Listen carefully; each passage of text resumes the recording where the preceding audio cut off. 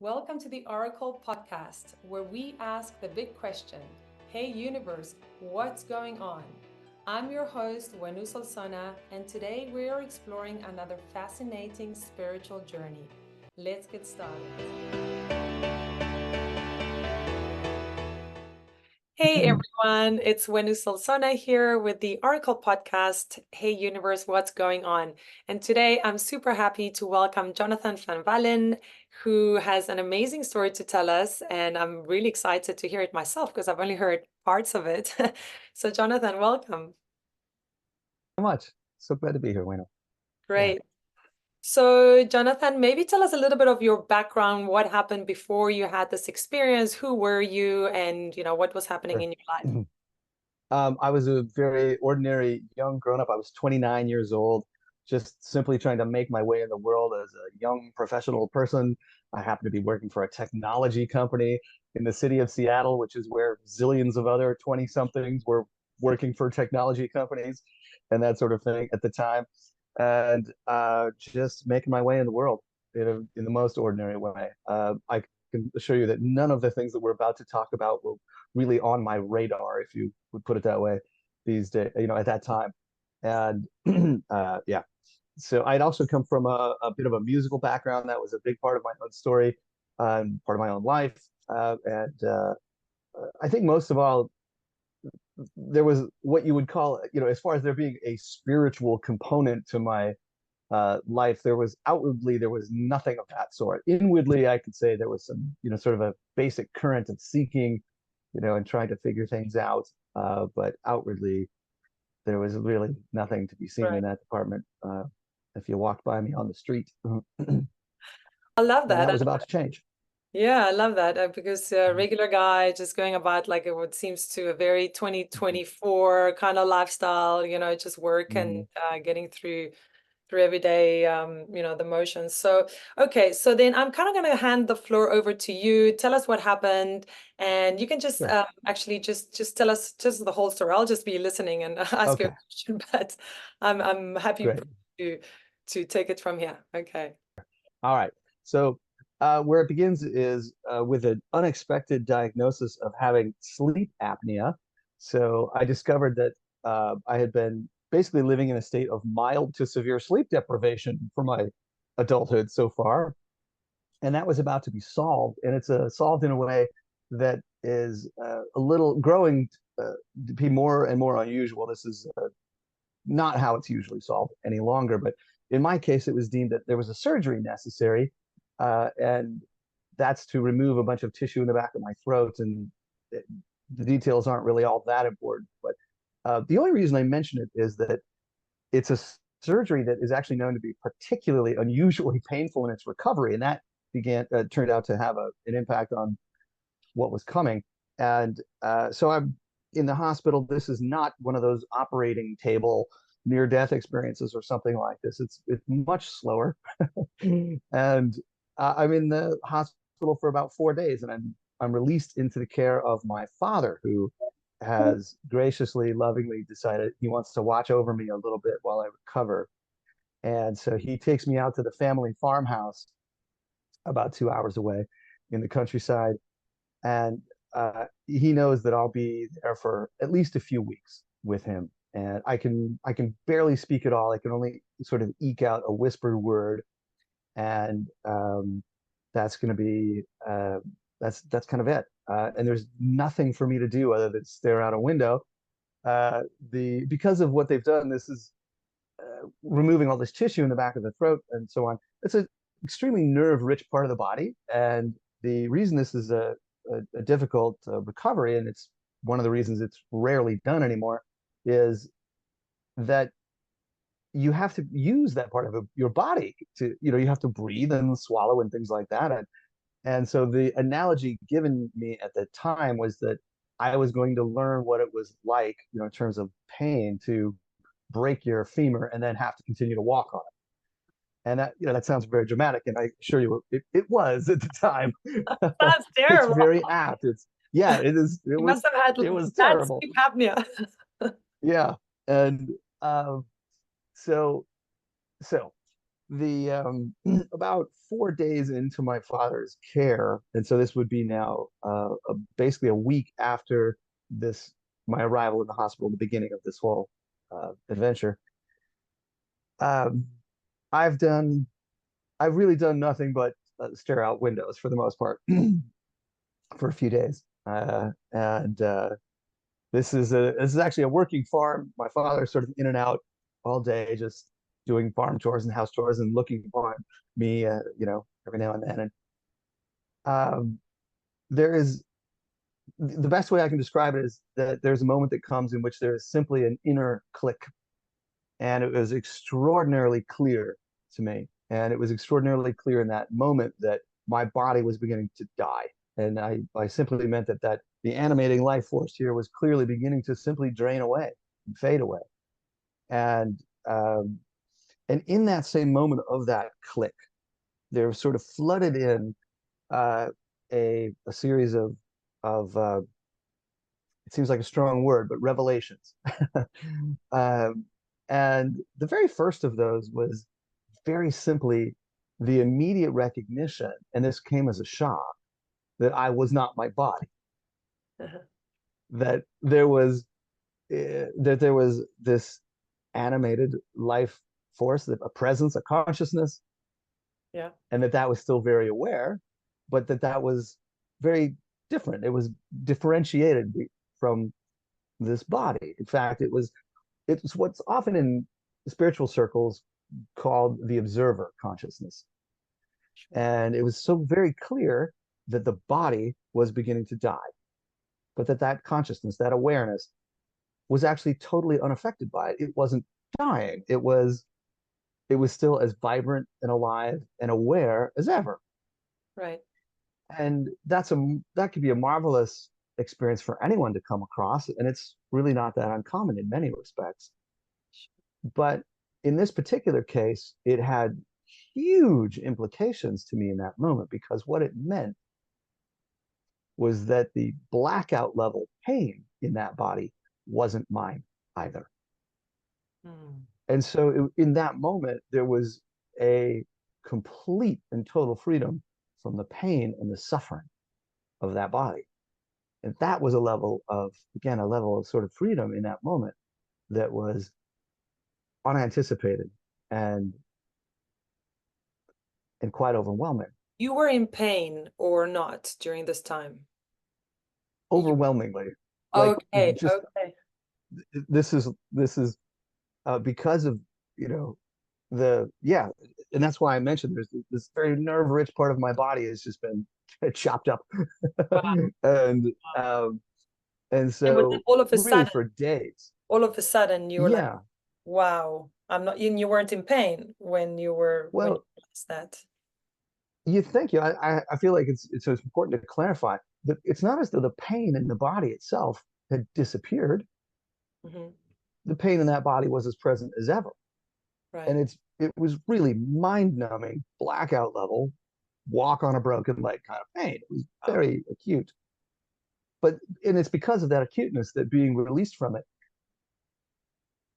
was such a Shock. Yeah. powerful experience. It Right. was a beautiful shock. Yeah. Um, and again, so the pain in the body has not disappeared. It's simply that I'm recognizing that I'm not that body, and therefore that pain doesn't need to be attached to. It's not mine. It need not. I need not. This aware consciousness need not be suffering in any way Right. as a result of that pain. So it's like being able to recognize that pain, acknowledge it, and yet not suffer from it at all in any way. Hmm. It's the first time, and by no means was it the last, it's the first time I could experience directly the difference between pain and suffering. Wow. Pain still there, suffering zero. Wow. That's cool. And yeah. And well, it was Well, cool. cool. I don't know if that's the It right word, was cool. And then interesting. I don't know. of course, you're right very much that there was more to it than was just cool. It was sort of, where there was before some mind-bending levels of pain, this was mind-bending levels of freedom in a way that Yeah. was extraordinary to begin to wrap my my experience around, wrap my mind around, wrap that aware consciousness around. So, because there's actually some even larger implications, that what it meant was that there was nothing about that body that could, in fact, meaningfully impact that aware consciousness. Mm. If if that level of pain didn't touch it, there was actually nothing about this three-dimensional time, four-dimensional time space Mm. that could impact it in a way that was a problem. Right. So whether it was something I was doing or this body was doing or anything else in this dimension. Right. But you weren't Uh, dead at this time. Well, obviously your that's heart was correct. beating, you were still, Absolutely, and it yes. was like a slow kind of death. Yeah. I'm I'm very much alive in this moment. Right.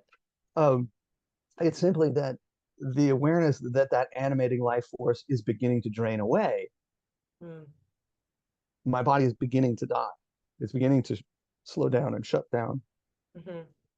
And to your very question, one of the sort of second thing that floods in this moment is the awareness that that process is happening relatively slowly, that I have some time before that completes itself.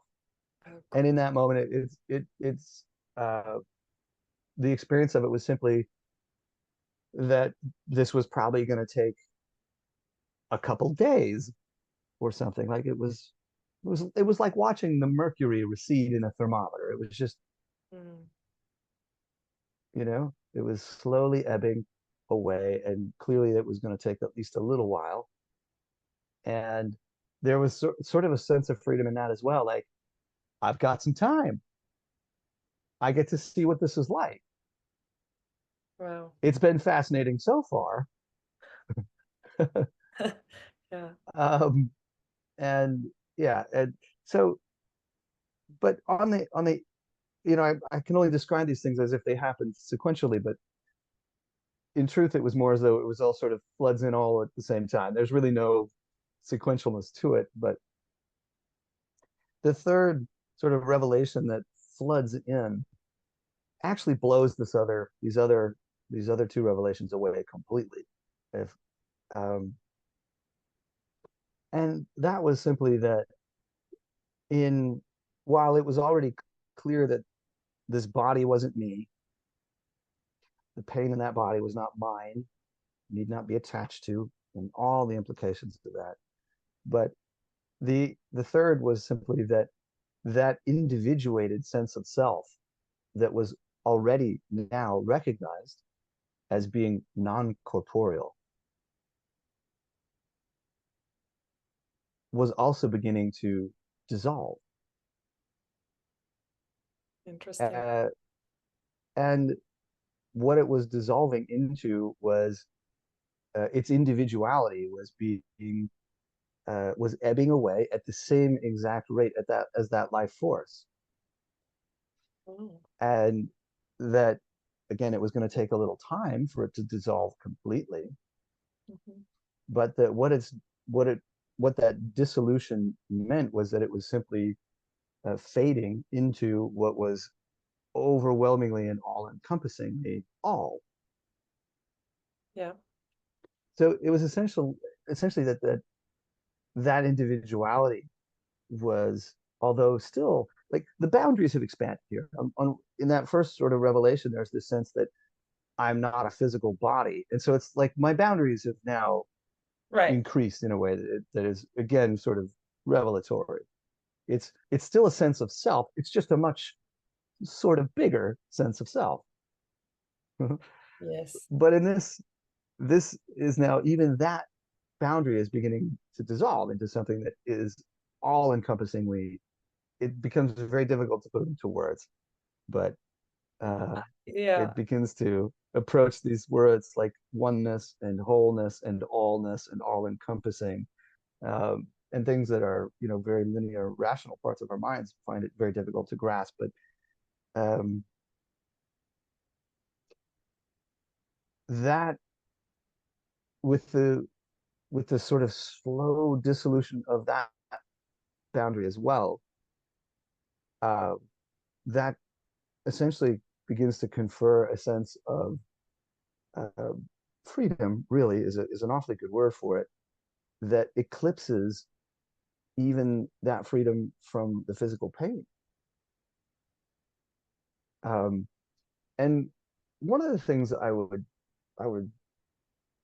be sort of overjoyed to be able to share about that Mm. is that while on one hand it's shown that individuality is dissolving, and that often sounds troubling to people. Like that must be what death really is. And that it sounds as though it's the ultimate loss. Mm. um, but I would stress the second part, which is that individuality is dissolving into what is overwhelmingly, overarchingly all. And it is in that sense that if something is completely all, it cannot be missing anything. Right. Yeah. And in that sense, if there is nothing missing, there cannot be a sense of loss. Right. And if there cannot be any sense of loss, there can be no sense of want or need or lack. Mm. There cannot be a sense of fear. And there was not. Right. It was a complete release of fear. And if something is completely whole in that way, there cannot be a sense of loss. It's like gaining absolutely everything. Yeah. So that fear of loss, that fear of being, there's so many ways one could put it, Yeah. and um, I see what that you're saying. It's is almost the opposite because you've now gained it all. You actually you exactly, all possibility in, yeah, in that's which exactly right. your being is also a part, but you've got that and everything else. Yeah. That's right. And so even the possibility of loss of any kind is just gently, gently, exquisitely, Hmm. gently wiped away. Did you feel a Yeah. sense of love? Did you feel something to that regard? Peace, love? I don't know. What feeling were you feeling? Yeah, I think the one that most resonates with me is one I would call it an overarching sense of peace. Hmm. Just a just an overwhelming sense of peace. Hmm. Um, because again, if there cannot be fear, if there is no sense of lack, want, or need, how could it be anything other than the most content? I mean, it's like saying if there is no lack, want, or need, then absolutely everything um, is there. And Yeah. so um, a tremendous and overarching piece. And out of peace is it, I think most all of us here right now can relate to the fact that when we are at our deepest peace, it is overwhelmingly natural to feel simply loving. Hmm. It's like it's the default setting. Like Yeah. what is there to do to other than to react to the world in a way that is essentially kind and gentle and loving, or whatever it may be, if one is absolutely at the deepest peace. There's 100%. really nothing else that makes any sense. True. And so that is how it felt. Or, and another way I could put that is many of us have uh stumbled across the very real idea and the very real experience that the opposite of fear is often described as love. Hmm. And if there is no fear whatsoever, well, again, there's sort of like, well, there's Hmm. we're kind of at the default setting then. Uh, what's left? Yeah. Loving, something Yeah. loving. Yeah. But now you're still So, but this is happening anyway. This whole experience is still at the beginning of these. yes, it is. Okay. Okay, cool.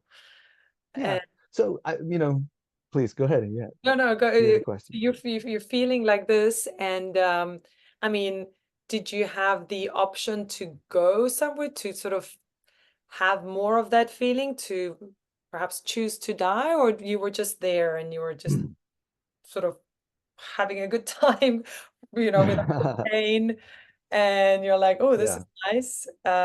Could you have a choice? Did you feel like you had a choice to move, you know, someplace? yeah. It's a very good question. I did. Yeah, I mean, I think the initial, sort of immediate response I had was um, absolute awe in what I was experiencing, Right. and in a way that was so um, it's curious how in the face of that kind of release, that kind of freedom, that kind of revelation of all the things I've tried to describe, uh, it also seems extraordinarily natural. It did to me to simply sit in awe. And so if I was staring out a window before and not doing much, Yeah. I really didn't move. Like my outer circumstances in those moments, didn't change at all. The inner experience of it has flipped to such a degree that it is so hard to put into words, and to something that is from a pretty literal description of absolute hell to the description of what is nearly the closest surely we can come to heaven, Right. on, and I'm still just sitting on a couch. Mm. Yeah. It's the middle of a summer afternoon. Yeah. At some point, my father, wanders into the room and has a look and says, "How's he doing?" And uh, what one of the things that happens upon his arrival is absolutely nothing. Uh, I look at him, um, and all I can think of is, my father and I did not have a perfect relationship, like many young men who struggled with each other's relationship at certain points. Yeah. By the time this is happening, I'm actually 29 years old by the time this is happening, and uh, he and I have come to a very, uh, uh, really a pretty lovely connection with each other, and that sort of thing, which I'm grateful for. And anyway, in this moment, he comes in, and you know, uh, I just look at him feeling overwhelmed with contentment and love, um, which is a very simple thing. But you couldn't talk, Contentment. huh, at the time. I can barely speak. Like if I have, because of all this, Yes. I'm 7 or 8 days in recovering from this Right. surgery, so I can eke out a whispered word.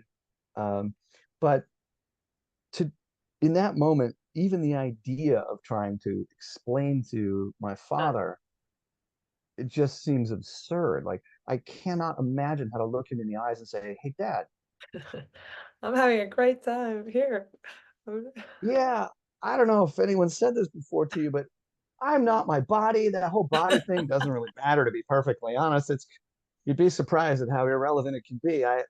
Yeah. Anyway, so I'm not that, and also merging into, hey, boy, this is hard to. Yeah, I think I'll just smile. Right. Okay. Okay. Sure. I cannot fathom how to put this into words for my father in a way that he could explain, and I forget he could explain. I couldn't imagine how to put it into words first, Hmm. so I simply do not. But in that state of mind, there's no sense of fear in it in any way. And so one of the things that is also absent is any sense whatsoever that something is wrong. Mhm. And so even the idea of looking at my father and explaining to him that my body has begun to die doesn't even occur to me in that moment. Yeah. Uh, there's nothing wrong here in any way. It is so far the opposite of wrong that, yeah. So I do absolutely nothing but smile, and he correctly assesses that everything is just fine. And, you know, goes. Yeah. turns around and goes off and does whatever he does. And Cool. I spend the afternoon pretty much still staring out windows. Um, So you spent the whole and afternoon in this state, I, or more? yeah, I spent I next, the better part of the next day and a half, 2 days in this Wow. manner. Wow. Um, and one of the things that had been next to impossible was having a good night's sleep. And so I spent the entire rest of the afternoon in this sort of state, um, and eventually think this thought occurs like, hey, I could probably actually sleep. I mean, this is sure that sounds great too. And I do. And throughout the night, I sort of check in. I do wake up periodically, and am I still dying? Yes, I can feel that process is speeding up. Those that life force is ebbing away a little faster as every hour passes, really. Um, and that's true during the night just as well. I uh, I check in with my inner, am I still dying? Yes. Am I still merging into the infinite? Yes, that is speeding up as well, Right, in right. perfect step with that life force ebbing away. And And I wake the following morning. what was happening to your body that you were dying besides the pain, Um, but sure. basically, yeah.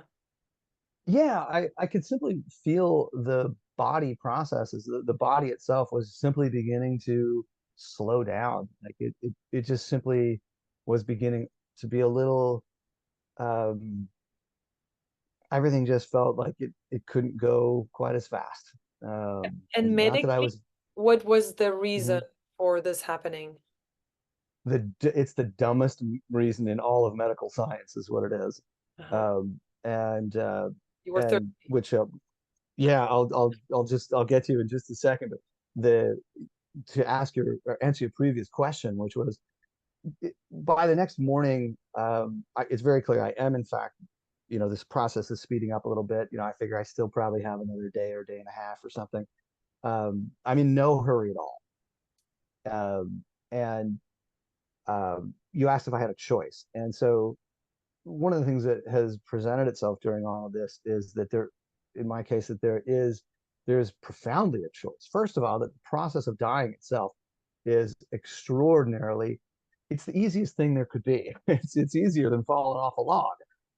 Um, and it would be merely a choice. There's no effort. There would be no effort required in any way. It would be simply and only a choice. That the way I often think of it is this sort of doorway had opened this, and I had a clear choice to step over that threshold or not. Mm. And it was often a point, um, of reflection on my part, like clearly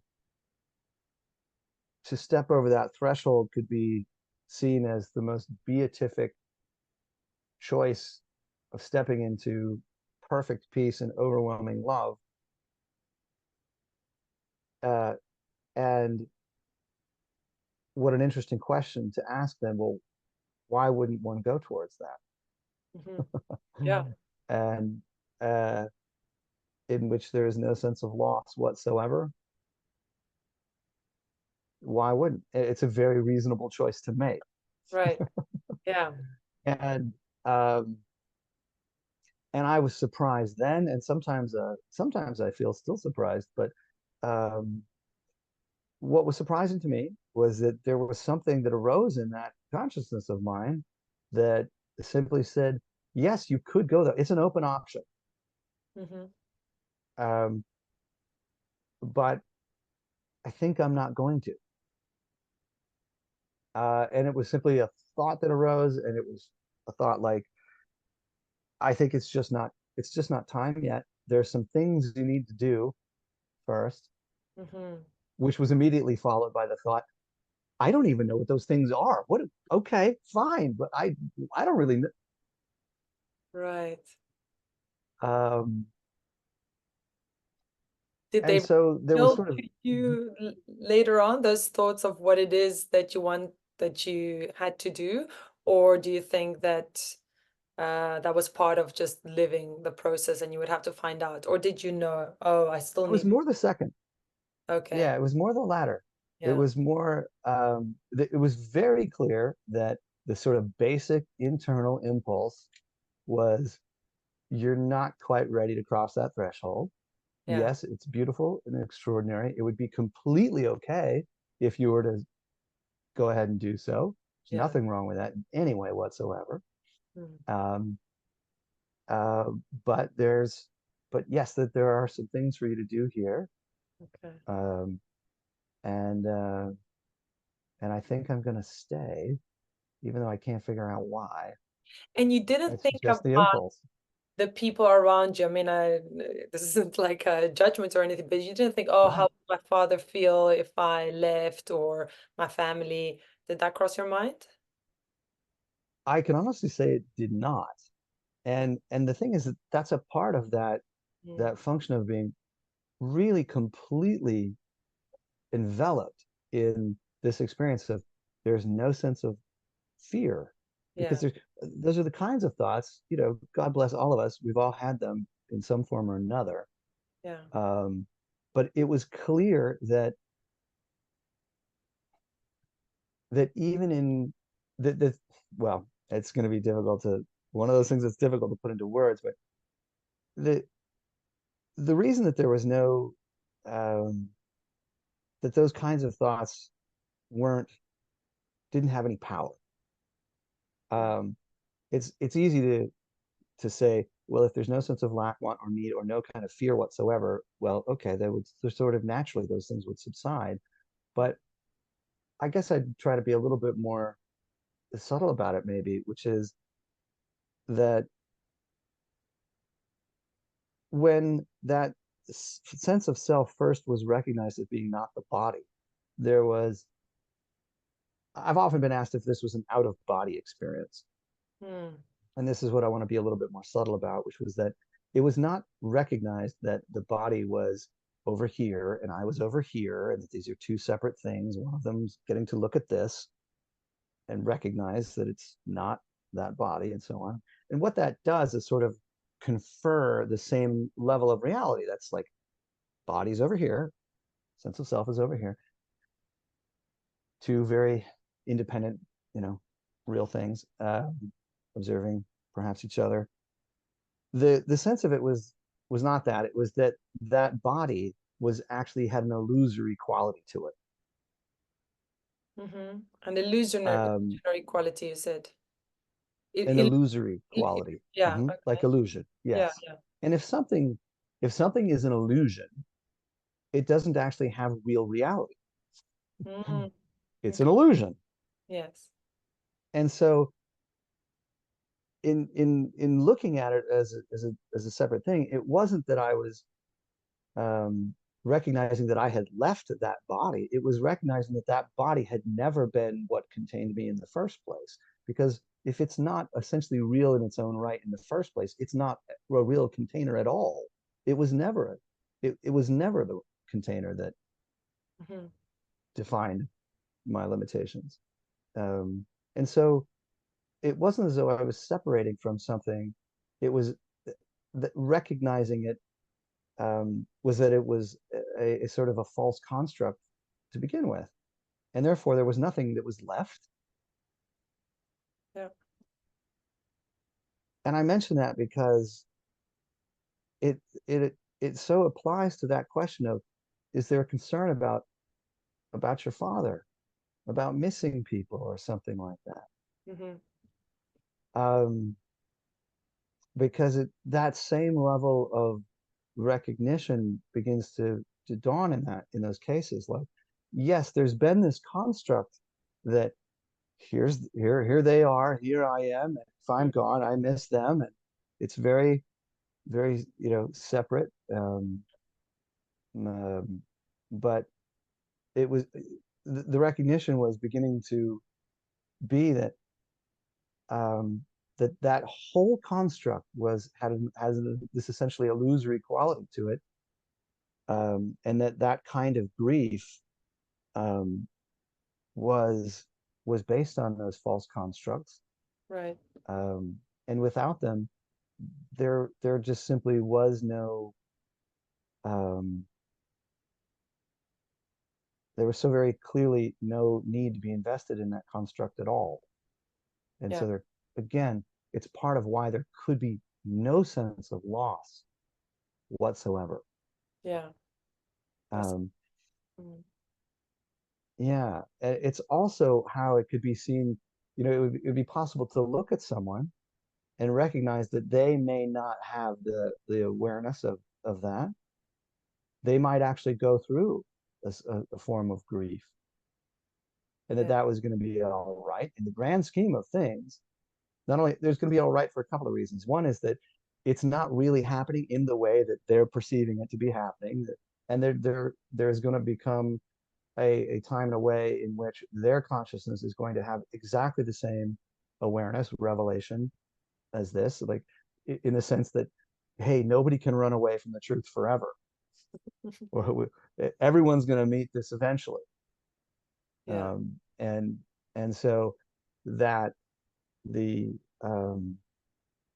that illusion is going to be dispelled And for them as well. you didn't have a sense, I'm just thinking now, of I have been here many times, um, of maybe I will come back to this earth another time, or I can Mm. come here anytime. Any anything like that? Or You know what? That was going to come later, it turns out. okay. Um, yeah, they're so maybe we'll come back, circle back to this subject maybe, but as you like. But um, everything I've described so far has, was constituted a very pivotal experience overall for me, obviously. Um, and but one of the reasons perhaps that there was that inner sense of needing to stay here a little while, take care, do a few things, Sure. might be that there was there were a lot of other experiences that were going to be coming my way, and the ones you just described were certainly among them. They Right. weren't part of this NDE. They weren't part of this immediate experience. Hmm. But one of the effects of this immediate experience was that it did open some things up in me, um, that led to a whole range of other experiences that we could probably easily do more podcast interviews about. Like Right, right, it, right. this was a pivotal experience at the time, Yeah. um, but uh, surprisingly to most people, I think this NDE experience for me was not the biggest pivotal experience.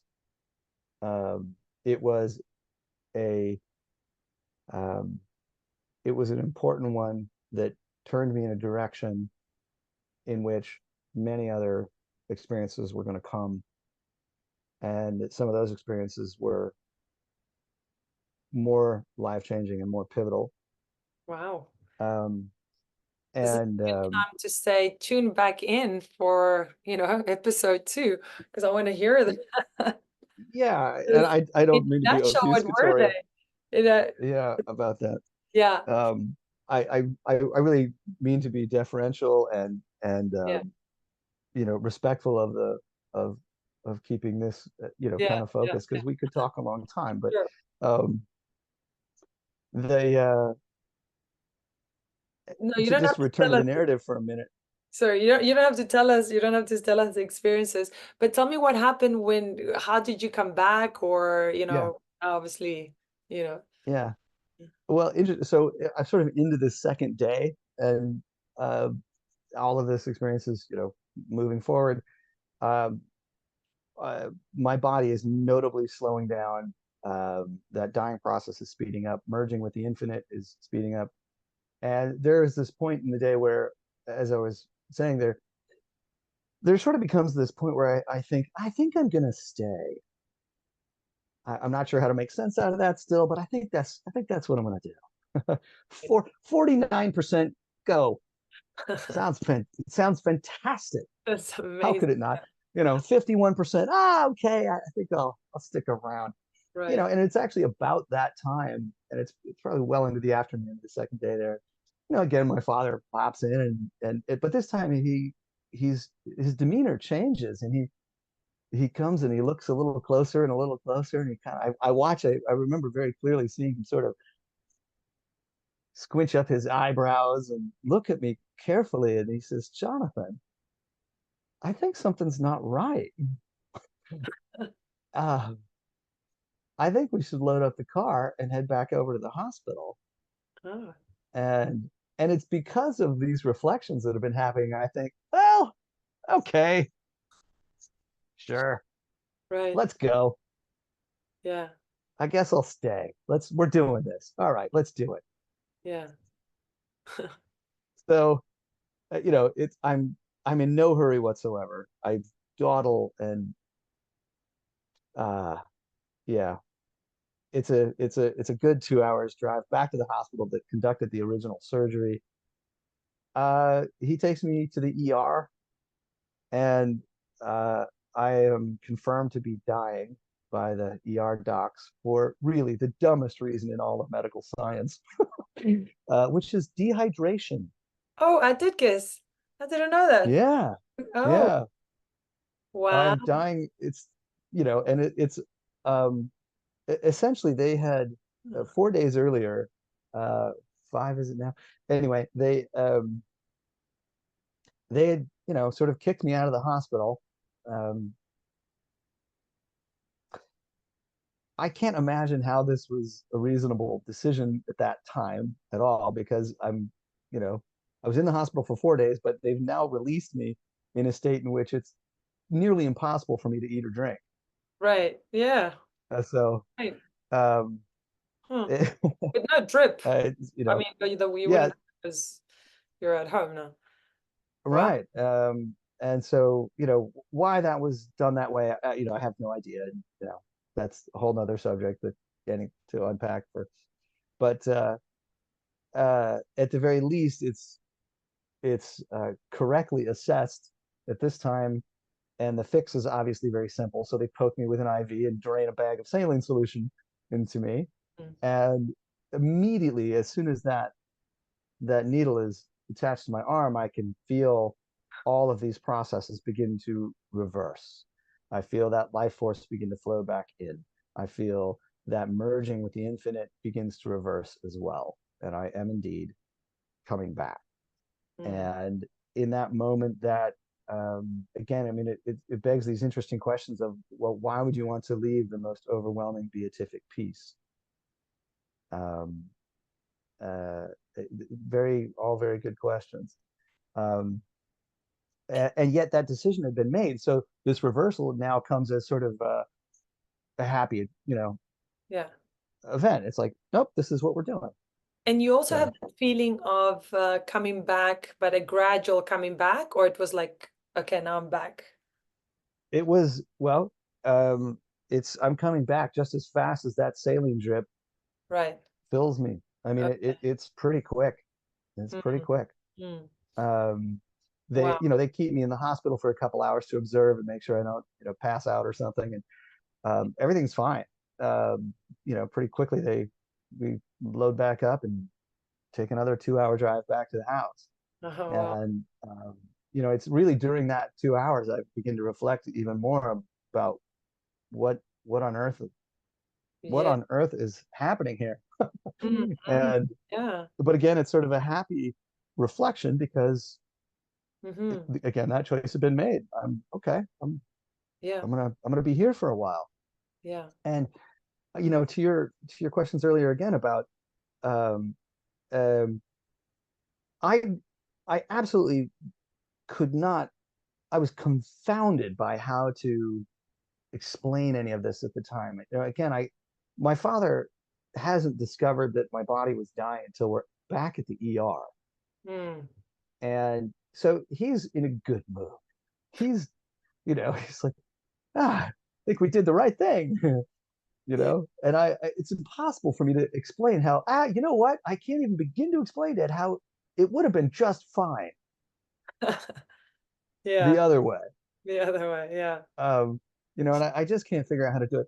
And um, I basically go back to the farmhouse. I spend 3 weeks in full recovery, and 3 weeks later, I return to my like go back home to my own apartment. I return to my job and regular life. Yeah. And it's within these next couple of weeks there that I just bury this experience because I cannot figure out how to reconcile what I knew that I knew Yeah. with the daily experience of being slightly late for work, Yeah. driving with a breakfast sandwich in my face, and try, Sounds familiar. taking care of just the ordinary life details where Yeah. all of a sudden I'm behaving as though this body is very important Right. Yes. Yes. and everything this body is doing is terribly important. And I really need to be on time. Uh, Forget about the fact that I knew without any shadow of a doubt what it meant and felt like to be to experience the complete release from all of those kinds of limitations. Yeah. And so I could not reconcile this. And so my first response to it was not a revelatory change of life. It was to bury this experience as deeply as I could bury it because I couldn't figure out how it fit. Wow. Yeah. And so I spent the next bunch of years um, with an uncomfortable feeling that I knew what I knew and had experienced what I had experienced, um, and couldn't figure out where it fit. And so what it really did was turn me inward to become much more of a spiritual seeker than I perhaps was before. I mean, it was the seeds were there. I promise, I can promise, but they were sort of inflamed in a way Yeah. that I also had no intention of letting on to anyone. I did not speak about it in any way to anyone. You didn't speak Um, to anybody no, for you. no, Eventually you did, but many, yeah. many years. Yeah, yeah, Yeah. yeah. Okay. But I I have did, it sort of turns me I into a have spiritual to, seeker. yeah, to wrap it up, but Yeah. tell us, go on. Yeah.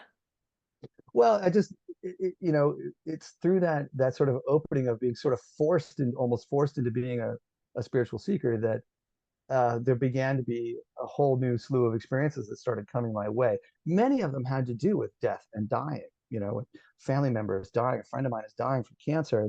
And I sort of am forced to get back in touch with my own experience and begin to reconcile it. And eventually, I mean, one of those experiences was there are many to pick from, but just to keep on topic, 10 years later, my father is dying. And by a series of unexpected events, it has fallen on me to tell his doctors when to pull the plug on him and let him die. Oh, wow. Um, and of all the family members that could fall to, and again, literally none of my family members have any idea of any of these experiences of my own at this time because I've still never said a word. But Wow.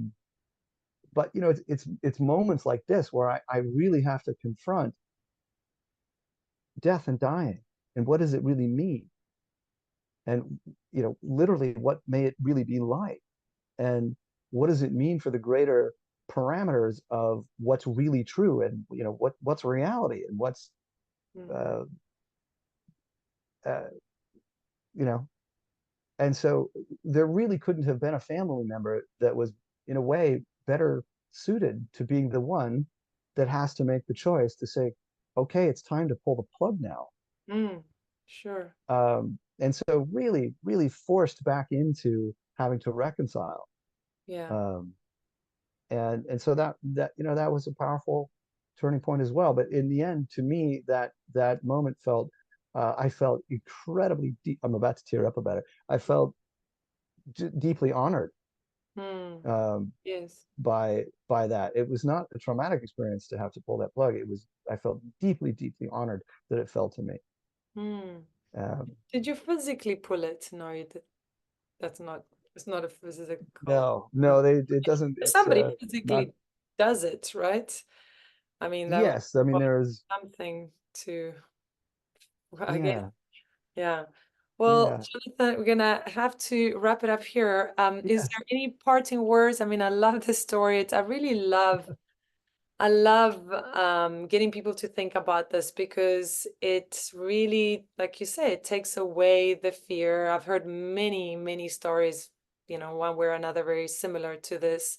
Um, and it's comforting, very comforting to know that if that's what it is, well, great. We really don't have that much to worry about. And also when we lose loved ones, that knowing that they yeah, really are more than okay, and we'll all get there, and that we are all one. Yeah, I love it. So thank you for sharing it. Is there something that you would like to leave us with, some parting words?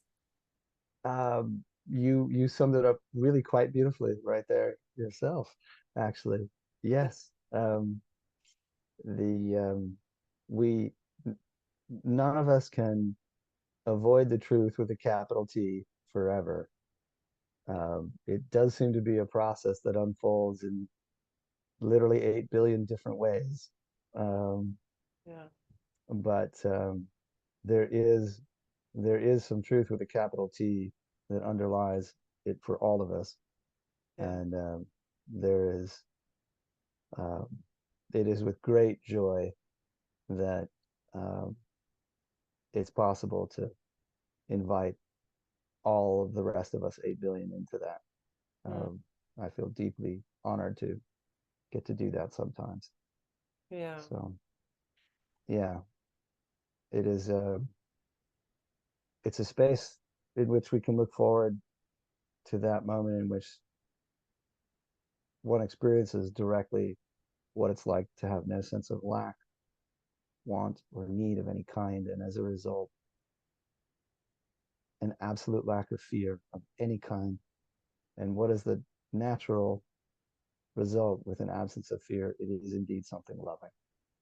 wow, that's a beautiful thing for people to hear and to really take in, and hopefully believe. It's I guess everybody will have their own beliefs, but it's people like you sharing these stories that help people that are in that fear or in that anxiety about death and who we really are. That yeah, it's very helpful, and I'm pretty sure that's one of the reasons you decided to come back um, to do. Feels like it lines up a little. Yeah, Yeah. And though it may begin as a belief, it and must become a all-encompassing, very direct experience, yeah, yeah. even if it starts at belief. So there can be no doubt in that matter. Anyway, Okay. Well, thank you, Jonathan. Thank you. All the best. And thank you so much for thank you. sharing it with us. Bye bye. My pleasure. Thank you so much. Bye-bye.